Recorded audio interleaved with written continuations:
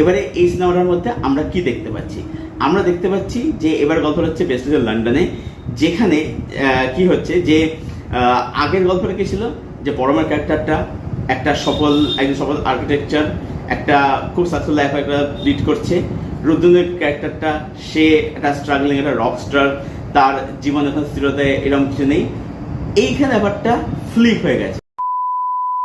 Hello everyone, আমি Souvik, welcome to সিনেগানি। এই ভিডিওতে রিভিউ করব আবার হাওয়া বদল ছবিটাকে নিয়ে, যেটা ডিরেক্ট করেছেন পরমব্রত চ্যাটার্জি। তিনি এবং রুদ্রনীল ঘোষ ছবির মধ্যে রয়েছেন লিড চরিত্রে, সাথে রয়েছে রাইমা সেন, অনুষা বিশ্বনাথন এবং আরো অনেকে। তো কেমন হলো এই ছবিটা? হাওয়া বদলের মতো হলো নাকি হলো না? চলুন উত্তরটা জেনে নেওয়া যাক। তো এই ছবিটা হচ্ছে হাওয়া বদলের কন্টিনিউয়াস স্টোরি, মানে এটা কোনো কিন্তু স্পিরিচুয়াল সিকুয়েল নয়। তো এই ছবিটা দেখতে গেলে আপনাকে পুরোনো ছবিটা অবশ্যই দেখে নিতে হবে। আমি গতকাল হাওয়া বদল ছবিটাকে নিয়ে একটা ভিডিও ড্রপ করেছি। যদি আপনি ছবিটা এখনো অবধি না দেখে থাকেন, ভিডিওটা অবশ্যই আপনি চেক আউট করে নেবেন। এবারে এই সিনেমাটার মধ্যে আমরা কি দেখতে পাচ্ছি? আমরা দেখতে পাচ্ছি যে এবার গল্পটা হচ্ছে বেস্ট হচ্ছে লন্ডনে, যেখানে কি হচ্ছে যে আগের গল্পটা কি ছিল যে পরমের ক্যারেক্টারটা একজন সফল আর্কিটেকচার, একটা খুব সাকসেসফুল লাইফ একটা লিড করছে। রুদ্রনের ক্যারেক্টারটা সে একটা স্ট্রাগলিং একটা রক স্টার, তার জীবন এখন স্থিরতায় এরকম কিছু নেই। এইখানে ব্যাপারটা ফ্লিপ হয়ে গেছে। এখানে দেখানো হচ্ছে কি যে পরমের ক্যারেক্টারটা মানে জিৎ, সে লন্ডনে থাকে, বাট সে তার কোয়ালিফিকেশন বা তার যোগ্যতার থেকে সে একটা নিচু স্ট্যান্ডার্ডে চাকরি করছে, একটা হোটেলের সে একটা এমপ্লয়ি, ঠিক আছে।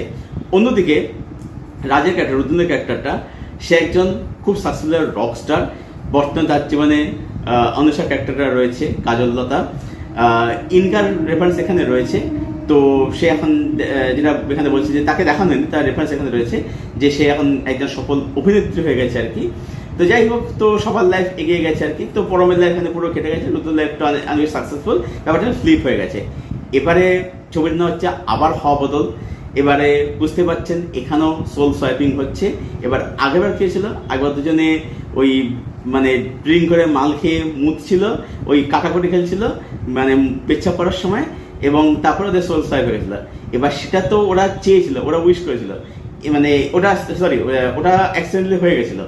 এইখানে জিনিসটা নিজেরা চাইছে, ঠিক আছে, কিন্তু এবার সেটা কিভাবে হচ্ছে, মানে সবসময় তার পেচ্ছাপ করলে তো সোল সোয়াইপ করে কাটাকুটি করে সোল সোয়াইপ হয়ে যাবে না। এখানে একটা অন্য কিছু ঘটছে। তো কি ঘটছে এবং এই সোল সোয়াইপ হওয়ার পরে তাদের জীবনে আবার করে কি কি পরিবর্তন আসছে না আসছে যাবতীয় আপনাকে জানতে হলে আপনাকে ছবিটা আপনার নেরেস্টলিকে দেখে নিতে হবে। ছবির মধ্যে আমার কাছে বেশ কিছু ভালো দিক রয়েছে এবং সামান্য কিছু ইস্যুস রয়েছে। তো ভালো দিক কি রয়েছে? ভালো দিক হচ্ছে যে প্রথম কথা, আগে যে ছবিটা যেটা হাওয়া বদল ছিল, সেই ছবিটার এই ছবিটার কিন্তু ইম্প্যাক্ট কিন্তু আলাদা। মানে আগের ছবিটা ছিল অনেক বেশি হিউমার ছিল, সেখানে হিউমার অনেক বেশি ছিল। এখানে কিন্তু হিউমার রয়েছে, বাট আমি বলবো যে এই ছবিটাকে অনেক বেশি ম্যাচিওরভাবে ট্রিট করা হয়েছে। যেহেতু চরিত্রগুলো বয়স বেড়েছে, যেহেতু সময় পেরিয়ে গেছে, যেহেতু ক্যারেক্টারগুলো মানে পরিস্থিতি যেহেতু ফ্লিপ হয়ে গেছে, সেই কারণে কি হচ্ছে যে সময় ম্যাচুরালি হ্যান্ডেল করেছে। যেমন পরমের ছেলে এখানে বড় হয়ে গেছে আর কি, ঠিক আছে। এই ব্যাপার সব এখানে রয়েছে। রুদ্রনীল সাকসেস হয়ে গেছে, পরম তার মানে ডিসিশন অনুযায়ী সেটা নিচু স্ট্যান্ডার্ডে চাকরি করছে। এই ব্যাপারগুলো দারুণভাবে দেখিয়েছে, ঠিক আছে। তো এই ছবিটার মধ্যে বলবো যে এখানে ড্রামা, ইমোশন, ঠিক আছে, ক্যারেক্টারের মধ্যে একেবারে সম্পর্ক, এইগুলো বেশি জোর দেওয়া হয়েছে। যেমন এখানে একটা ব্ল্যাক একটা ক্যারেক্টার থাকে, খুব দারুণ ক্যারেক্টার লাগবে আর কি। তো সেই ক্যারেক্টারগুলো নিয়ে বিভিন্ন মোমেন্টস এবং ছবিগুলোতে সুন্দর সুন্দর মোমেন্টস কিছু রয়েছে কিন্তু, ঠিক আছে। তো এখানে হিউমার অবশ্যই আছে, কিন্তু এখানে হিউমারের থেকে কিন্তু এখানে ক্যারেক্টারের জার্নি, ডেভেলপমেন্ট, তারপরে হচ্ছে বিভিন্ন সুন্দর সুন্দর মুহূর্ত, ঠিক আছে, একটা স্লাইস অফ লাইফ, এইগুলোতে কিন্তু বেশি করে ফোকাস এখানে করা হয়েছে হিউমারের থেকে। তো এখানে রাইটিংটা হলো ব্যালেন্স রাইটিং এখানে করা হয়েছে।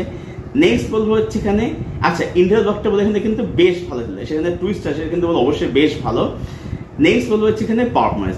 এই ছবির মধ্যে সব থেকে ভালো পারফরমেন্স এখানে রুদ্রনীল ঘোষ দারুণ কাজ করেছে। রুদ্রনীল ঘোষ যেমন কমেডিতে অসাধারণ কমিক টাইমিং, ঠিক সেরকম রুদ্রনীল ঘোষ দারুণ কিছু ইমোশনাল সিনস পেয়েছে। তিনি কিন্তু বললো তিনি দারুণ কাজ এখানে ডেলিভার করেছেন। এই ছবিটা যদি কেউ বলে যে এটা রুদ্রনীল ঘোষের সিনেমা, ভুল কিছু খুব একটা বলা কিন্তু হবে না। পরমব্রত কাজ এখানে কিন্তু ভালো হয়েছে, বেশ ভালো কাজ করেছে। তবে পরমব্রত থেকে আমি রুদ্র ঘোষকে কিন্তু বেশি এগিয়ে রাখবো এই ছবি পার্টিকুলার এই ছবিটার ক্ষেত্রে আর কি। আগের বারে রুদ্র পরমব্রতর জন্যই কিন্তু ইকুয়ালি পারপাস ডেলিভার ভালোভাবে ডেলিভার করেছিল, বাট এইখানে রুদ্র কোথাও গিয়ে কিন্তু মানে ক্রিম খেয়ে বেরিয়ে গেছে এটা বলা যেতে পারে আর কি। এছাড়াও অনুষার কাজ এখানে বললো খুব ভালো কাজ হয়েছে, রাইমার কাজ এখানে বললো ভালো হয়েছে। আচ্ছা, আগের ছবির মধ্যে যে ভদ্রলোক বাড়িওয়ালা চরিত্রে অভিনয় করেছিলেন, যে এখন এখানে ম্যানেজার হয়ে গেছে আর কি, তো তিনি বেশ ভালো কাজ করেছেন। শিল্পী মানুষ বলে কথা, ঠিক আছে, এই যেভাবে তিনি বলেন আর কি, ওগুলো আপনাকে কিন্তু মজা দেবে আর কি।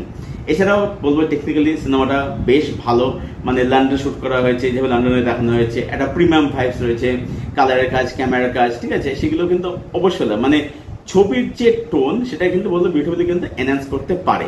তো ছবিটার মধ্যে এইগুলো ছিল হচ্ছে পজিটিভ দিক। এবারে ছবির মধ্যে আমার কাছে ইস্যুস কি লাগলো, ইস্যুস বলতে গেলে ছবিটার সেকেন্ড হাফে একটা পোর্শন অব্দি ছবিটা আপনার কাছে একটু একঘেয়ে, একটু রিপিটেড লাগতে পারে, এটা আমার কোথাও মনে হয়েছে।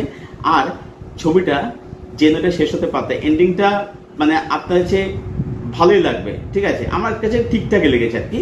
কিন্তু এর থেকেও বেটার কিছু ছবিটার মধ্যে কিন্তু করা যেত, যেটা একটা ইমোশনাল এন্ডিং হতে পারে। বলবো না সেখানে কি মানে সেটা কি হয়, তো সেইটা এখানে করা হয়নি। সেটা করালে ছবিটা কিন্তু আরো বেশি ইম্প্যাক্টফুল হতে পারতো।